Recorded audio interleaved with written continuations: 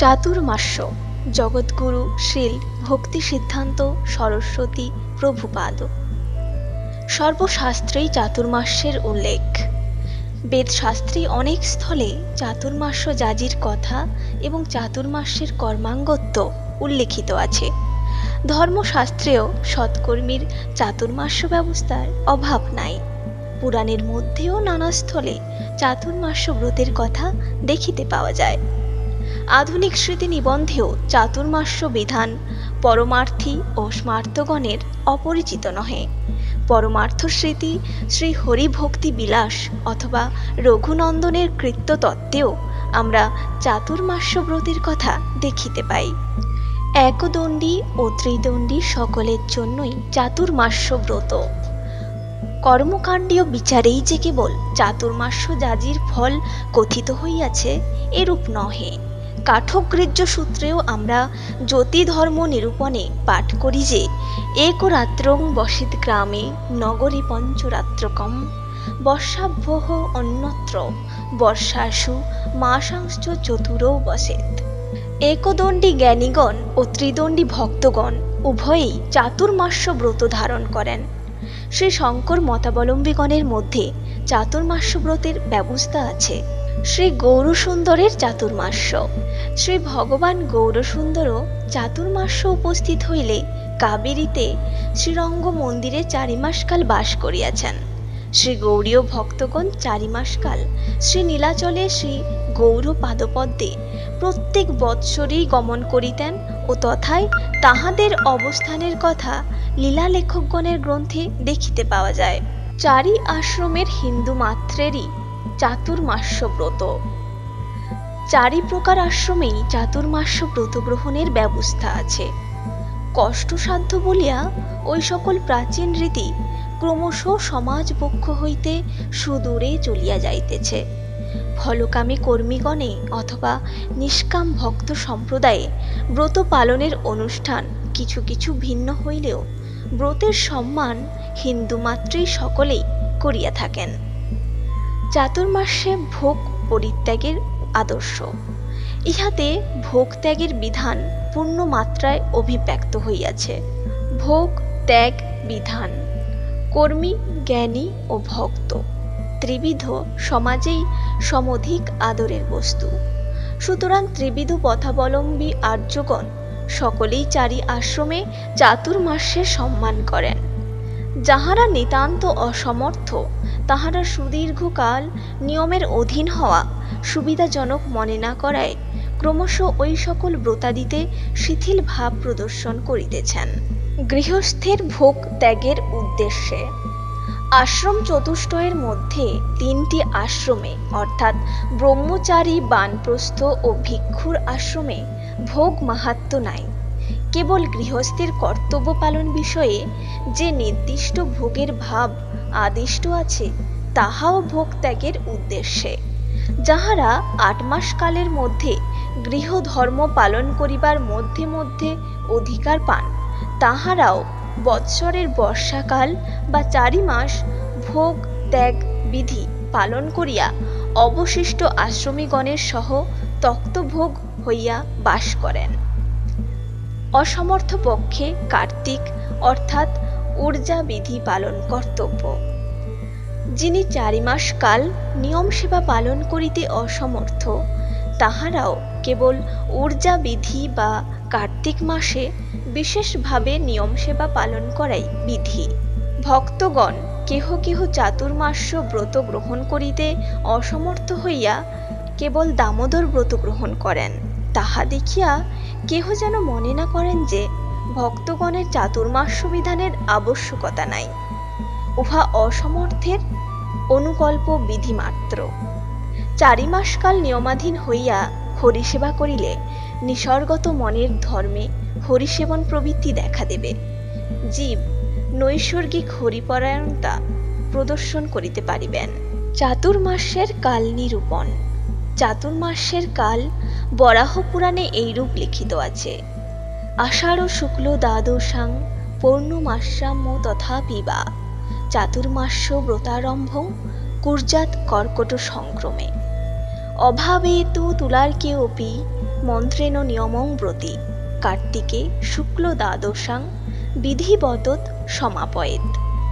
আষাঢ় মাসে শুক্লা দ্বাদশী তিথি হইতে কার্তিকের শুক্ল দ্বাদশী পর্যন্ত 4টা চান্দ্রমাসে এই ব্রত নিয়ম পালন করিবে, অথবা আষাঢ় পূর্ণিমা হইতে কার্তিক পূর্ণিমা পর্যন্ত 4টি চান্দ্রমাস কাল এই ব্রতের সময়, অথবা কর্কট সংক্রান্তি অর্থাৎ সৌর শ্রাবণ হইতে সৌর কার্তিক শেষ পর্যন্ত শ্রী চাতুর্মাস্য ব্রতের কাল।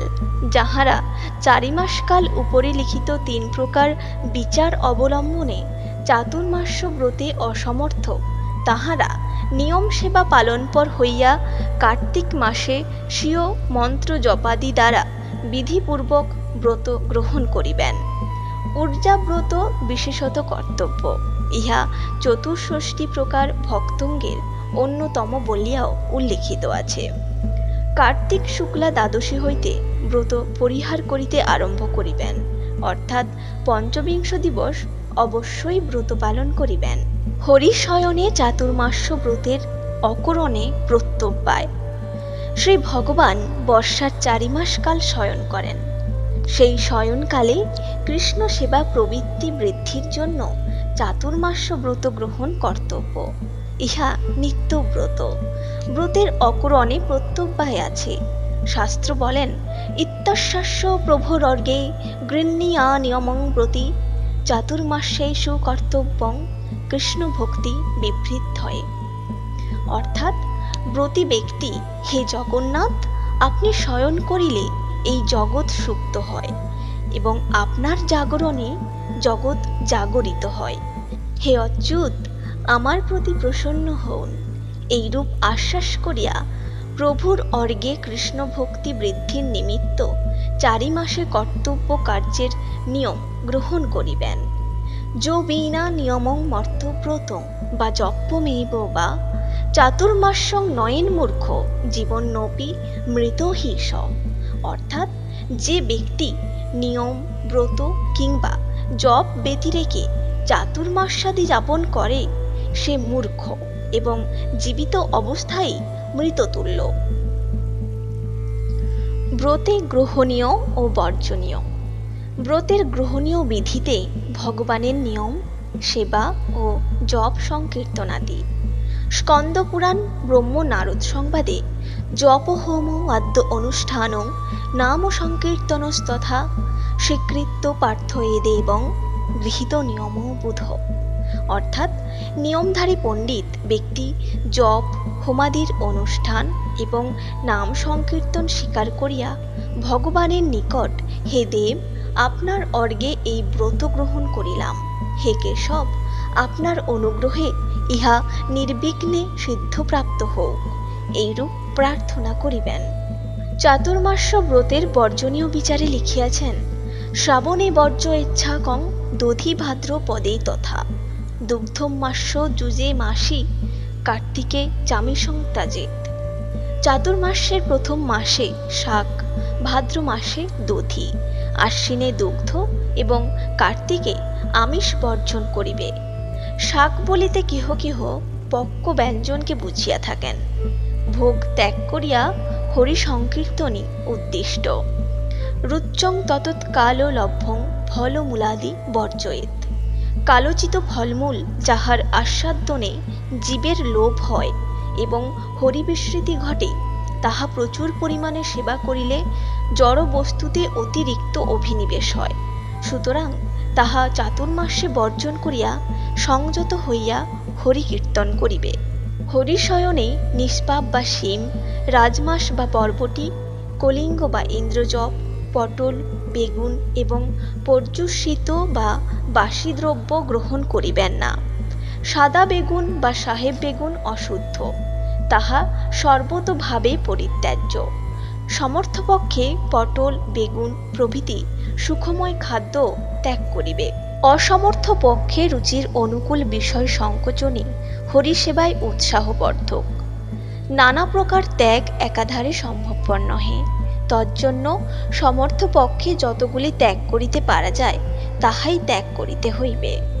কর্মীগণ ভোগপর, তজ্জন্য ত্যাগের ফল প্রভৃতি রচনার্থ কথিত হইয়াছে।